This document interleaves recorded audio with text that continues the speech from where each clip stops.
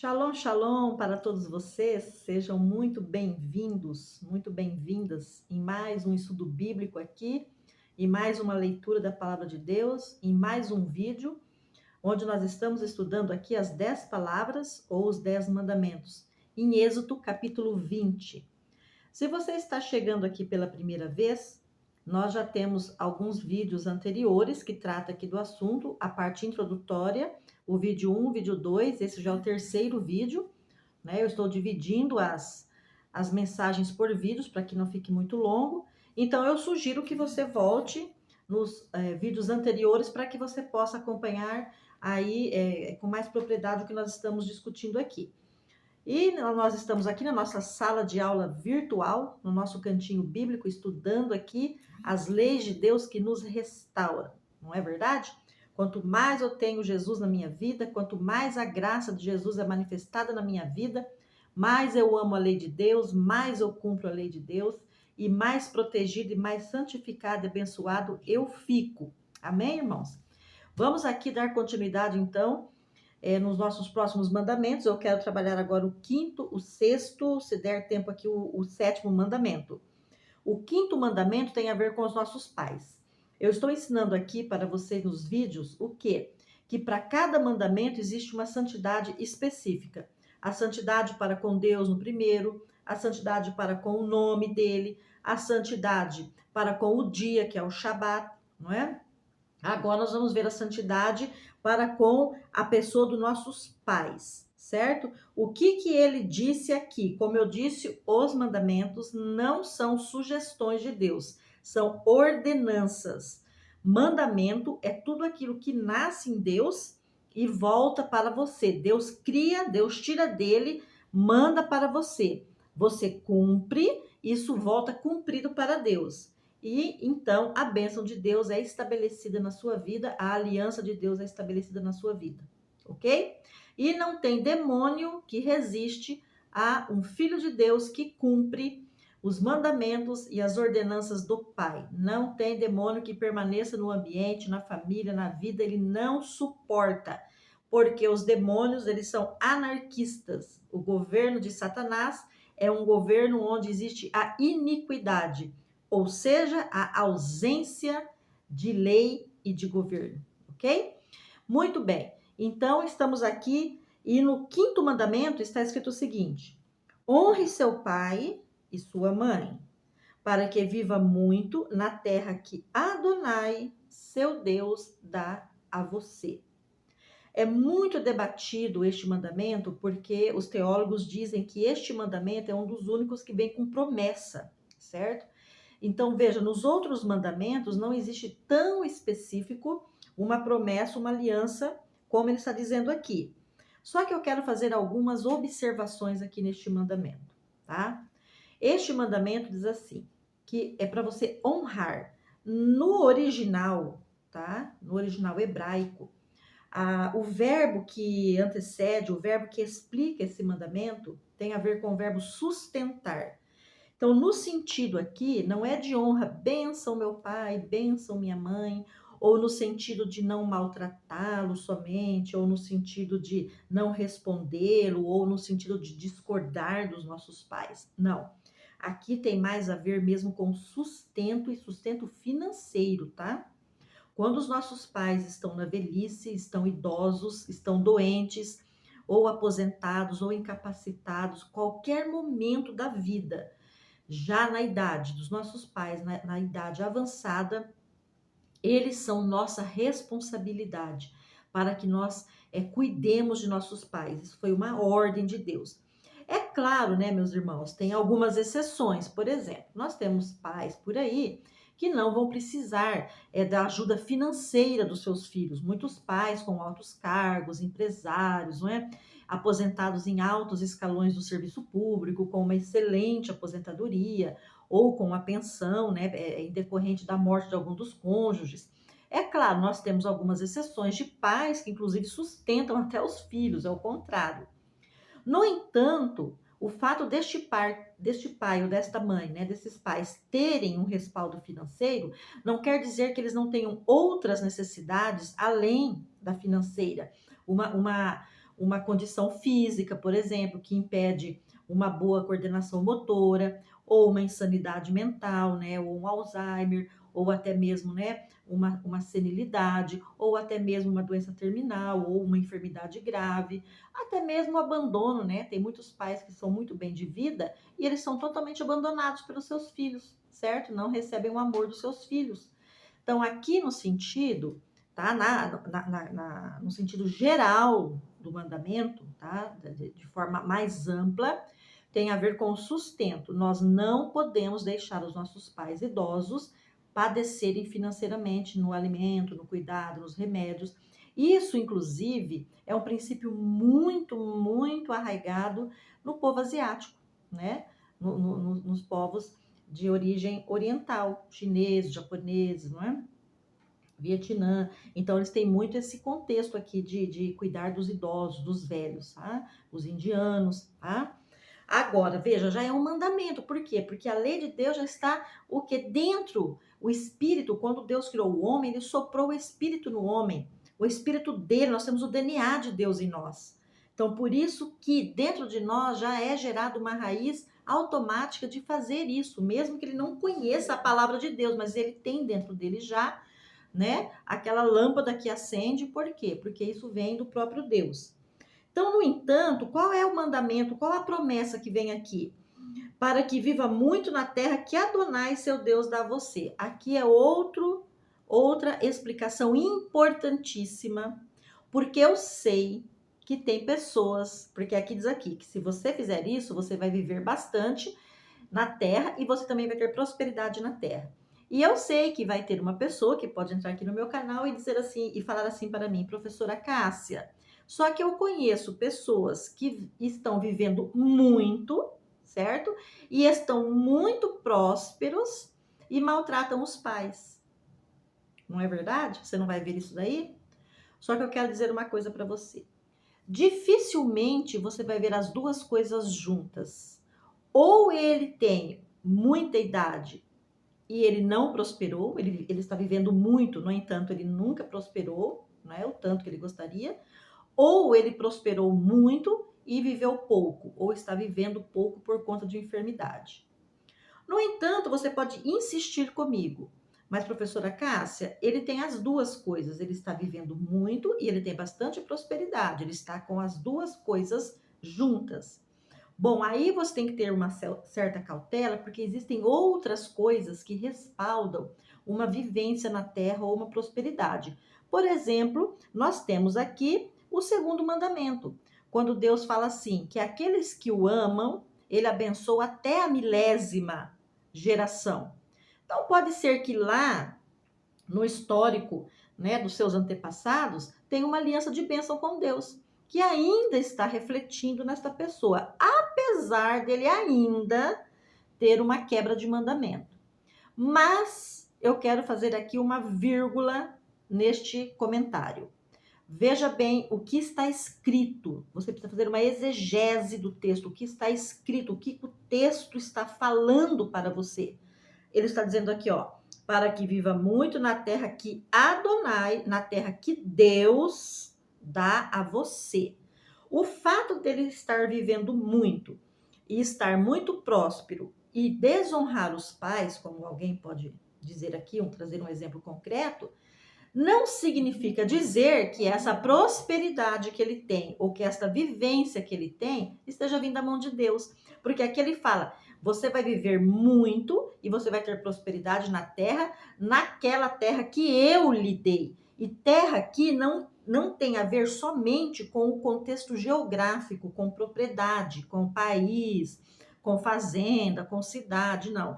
Na terra que eu te coloquei, também na esfera espiritual. Porque você pode ver essa pessoa que está vivendo muito, que está muito próspera, no entanto, ela não respeita as leis de Deus.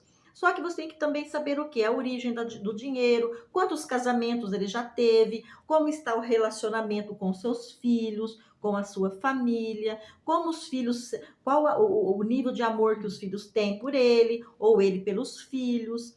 Como é esta pessoa se não é dada ao adultério, à pornografia, imoralidades sexuais de nível profundíssimo. se não é uma pessoa avarenta, porque nós temos pessoas riquíssimas, mas que se você pedir um R$ 100 para pagar uma luz, ele fala assim, olha, eu não tenho, mas se eu tivesse, eu te emprestava. Olha, eu não tenho, mas se eu tivesse, eu te ajudaria, tá? Você vai se deparar com este tipo de pessoa. Então, da prosperidade que nós estamos falando aqui e do tempo de vida que nós estamos falando aqui, é a vida e a prosperidade com qualidade, aquilo que vem da parte de Deus, aquilo que Deus te deu. Então, ele está dizendo aqui que se você honrar pai e mãe, é Ele quem vai te dar uma boa vida, é Ele quem vai te dar uma longevidade. Entende a diferença? Porque não quer dizer que uma pessoa tenha uma longa vida e uma grande prosperidade, que ela seja feliz ou que ela tenha uma boa família, certo? Agora, se existe tudo isso, é porque existe sim algo de Deus na vida dela, tá? Que você pode não conhecer, certo? Vamos prosseguir então aqui. No sexto mandamento, nós temos aqui não matarás ou não mate, tá? Você também pode ampliar o contexto aqui. Porque nos tempos antigos se matavam muito, não é? Então, não matar não é matar somente o físico, não é cometer apenas homicídio, tirar a vida do seu irmão, derramar sangue. Porque você pode matar uma pessoa em muitos aspectos, em muitas dimensões. Você pode matar o espírito dela, quebrar o espírito de uma pessoa. Você pode matar o psicológico de uma pessoa. Você pode matar a beleza dela, a força dela, a saúde dela. Você pode matar tudo isso, entendeu? Você pode matar a alegria dela. Você pode matar a prosperidade dela. Você pode ser um assassino em muitos aspectos, tanto físico, quanto espiritual, quanto mental, ok? Pessoas que vivem relacionamentos abusivos, de maus tratos violentos, de espancamento, não é? De cárcere privado. Olha, quantas coisas nós temos neste mundo que torna aquele outro um assassino, mesmo que ele não tenha tirado a vida. E para aquele que derrama sangue, por que que Deus lhe proíbe este nível, não é? De pecado? Porque quando você tira a vida de uma pessoa, você está interrompendo um propósito de vida na terra. Você não sabe, tá? O propósito que Deus tinha para aquela vida. Você não sabe, por exemplo, ou não poderia saber, quais eram os caminhos no futuro daquela pessoa, porque hoje ele poderia ser um ladrão, hoje ele poderia ser um viciado, mas daqui 10, 15, 20 anos, você não saberia me dizer, por exemplo, se não haveria ali da parte de Deus um processo de restauração na vida dessa pessoa. Então você derrama aquele sangue, você interrompe um processo de Deus na vida de pessoas. E isso lhe será cobrado, porque foi cobrado de Caim. Ele deixou Caim como exemplo. E todas as pessoas da Bíblia que também mataram tiveram um preço a pagar, até mesmo Davi. Davi perdeu o primeiro filho com Batseba, porque ele matou Urias. Nós temos vários exemplos de Bíblia de pessoas que perderam, tá? Por quê? E foram homens que escreveram, homens que trabalharam, profetas que erraram. Por quê? Por que que Deus permitiu isso ficar registrado? Deus permitiu isso ficar registrado porque eles eram homens como nós, passíveis de erros, tá? Mas sofreram sim a represália e o juízo de Deus. Claro que sofreram, é só você estudar a Bíblia, tá? Até mesmo Abraão sofreu, certo? Quando ele foi lá oferecer Isaac, Deus ficou decepcionado com ele. Por quê? Eu ouvi um rabino explicar com muita propriedade, né? O rabino Joseph Shulam, ele explicou com muita propriedade numa aula que eu assisti dele, ele dizendo assim que quando Abraão foi interceder por Sodoma e Gomorra, nossa, ele ficou quantas vezes ali dialogando com Deus para Deus não destruir. Mas quando Deus pediu Isaac, ele correu oferecer. Nenhuma vez sequer ele questionou Deus, porque ele estava pedindo Isaac, que era o filho da promessa. E ele diz assim que Deus, na verdade, se decepcionou neste momento com Abraão. Ele se decepcionou, sabe? Por que que ele se decepcionou? Não é? Por causa disso. E ele ficou muito tempo ali, houve um silêncio de Deus para com Abraão durante muito tempo. Então, observe, isso aqui é muito sério. Então, não matar inclui muitas outras esferas. E você tem agora que refletir sobre o que eu estou falando aqui e analisar a sua vida. O que você está fazendo com pessoas também, tá? Seja você um empregador, seja você um empregado, um marido ou uma mulher, filhos, pais. certo? Amigos, você tem que saber o que você está fazendo. Profissionais liberais que estão atendendo pessoas, que podem matar o ânimo, matar a alegria, com uma palavra, professores principalmente. Nós que somos docentes temos que ter muitíssimo cuidado com o que nós vamos falar, porque nós podemos matar um aluno para o resto da vida. E eu já vi isso acontecer. Eu já vi isso acontecer, tá? E tem mais. Eu, particularmente, só não decaí em profundo sofrimento porque quando eu sofri um impacto de parte de docente, eu tinha a palavra de Deus para responder, para enfrentar e para fazer toda a língua que se levanta em juízo cair. Mas outras pessoas não têm essa experiência, certo? E ela pode vir, então, para o resto da vida ter dificuldade de aprendizado, nunca mais conseguir aprender, tá? Ou deixar de produzir. Então, toda pessoa que você mata fisicamente, você excluiu da terra um brilho, uma luz, né? Ah, mas aquele era um estuprador, merecia morrer. Tudo bem. Se ele cometeu esses tipos de pecado, a lei está ali para puni-lo e prendê-lo. Não cabe você ser o assassino, porque você vai ser tão assassino quanto ele, ok? E aqui o 7º mandamento, não cometa adultério. Este aqui do adultério, então, é de uma gravidade assim, sem precedentes, tá? Por quê? Porque quando um dos cônjuges adultera, adultério, pessoal, é só para quem é casado, tá? Para a pessoa casada, ok? Não existe adultério para o solteiro, ok? O adultério é para o casamento, né? Para os casados. Então, veja bem, quando a pessoa comete adultério, ela provoca uma quebra de aliança, certo? Uma quebra de aliança. Tanto é que a pessoa que foi atingida pelo adultério, a pessoa que foi ferida pela traição, é uma das feridas mais difíceis de cicatrizar no coração de uma pessoa, tá? Ela pode até restaurar um casamento, ela pode até perdoar, ela pode até ter um encontro com Jesus, esse casal, e se restaurarem, mas é uma ferida que leva muito, muito tempo para ser cicatrizada, tá? E, querendo ou não, algo também se perdeu aí na caminhada, né? Quando isso aconteceu, um brilho aí, a taça já levou um trincadinho, né? Já perdeu aquela formosura inicial, aquela beleza inicial, não é verdade? Então, leva-se muito tempo para se restaurar esse sentimento de novo, certo?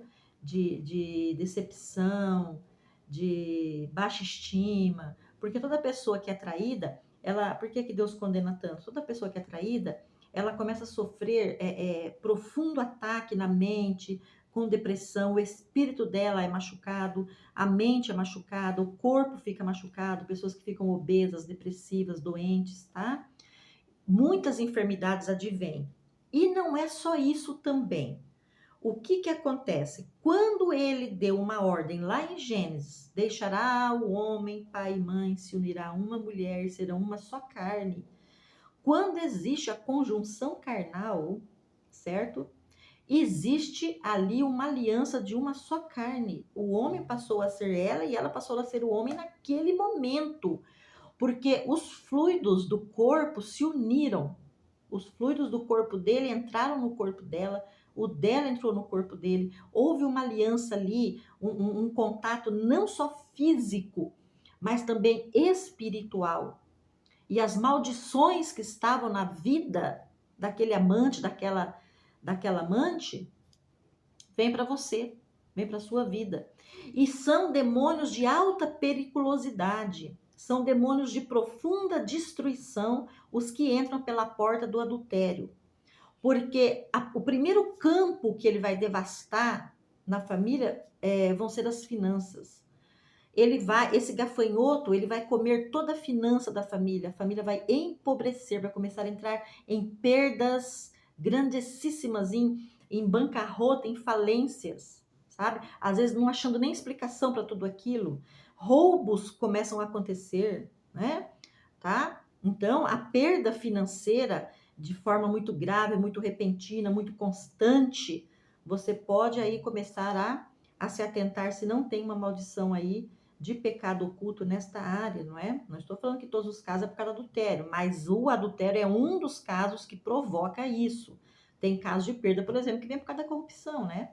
Ah, não adulterou com ninguém, mas a corrupção abriu a porta da casa dele para o roubo, então ele está sendo roubado agora, não é? Porque quem rouba é roubado, a lei da semeadura. Quem planta, colhe, certo?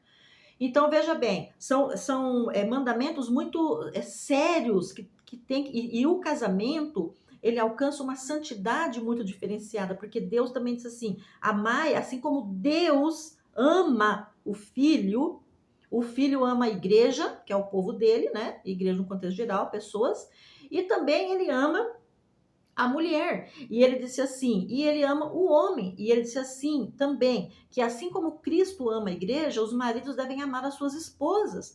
Ora, o mesmo amor que Yeshua tem para restaurar a igreja, para atender os anseios da igreja, para proteger a igreja, para pastorear a sua igreja na terra, a sua vinha, o marido tem que ter com a esposa. Porque, queridos, eu como mulher posso falar, depois aí de quase 40 anos de casamento, vou dizer uma coisa aqui para vocês. A mulher necessita desse cuidado, desse amor, desse tratamento, dessa delicadeza, desse respeito, porque uma mulher, quando ela é amada, já é nato, já é da essência da mulher, ok? Oferecer o amor. Tá? Toda mulher que é bem tratada, que é bem amada pelo seu marido, bem respeitada, já é dela. Ele não precisa pedir nada, já é dela amar a sua família, amar os seus filhos, seu marido, ok? Agora pergunta para mim, você que conhece aí no caso concreto, mulheres espancadas, mulheres feridas, mulheres traídas, como é o sentimento dela para com esse marido? Eu te pergunto, você deve saber, deve ter caso até na sua família, você deve saber disso, não é verdade? Então veja bem, o adultério, ele abre portas para demônios. E quando você se une com uma pessoa, o teu espírito fica colado daquela pessoa, sabe? O espírito, a maldição vem para você para descolar, para fazer depois uma quebra de maldição. É tudo muito complexo, sabe? Leva um tempo muito prolongado de restauração depois, porque a restauração vem em todas as áreas daí. Tem que vir no espiritual, no natural, no financeiro, nos relacionamentos, no casamento. Dá um trabalho danado restaurar casamento que tem histórico de adultério. Corra! A Bíblia diz assim: corra do mal, corra até da aparência do mal. Quando começar a chegar perto de você o desejo, a intenção, já corra e vai para os pés de Jesus Cristo, que a lei dele vai te manter santificado e você não vai pecar. Ok? Então, a santidade para com os pais, a santidade para com o corpo, a mente, o espírito das pessoas, a santidade para com pessoas, tá? E a santidade para com o seu cônjuge, ok? Leis de santificação, certo? Então não adianta morrer dando dízimo e oferta e perguntar por que não vai para frente. Tem que saber o que anda fazendo, tá bom? Ok? Porque uma lei não anula a outra, tá bom? Muito bem. Fico aqui com vocês. Shalom, shalom. Até o nosso próximo encontro. Se você não é inscrito no canal e quiser se inscrever, se inscreva.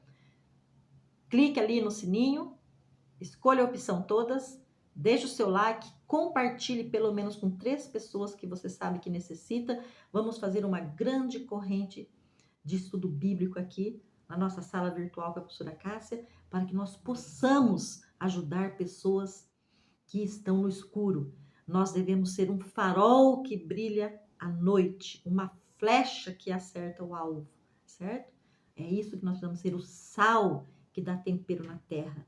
Foi isso que Jesus mandou nós sermos antes de qualquer coisa, ok? Shalom, até mais.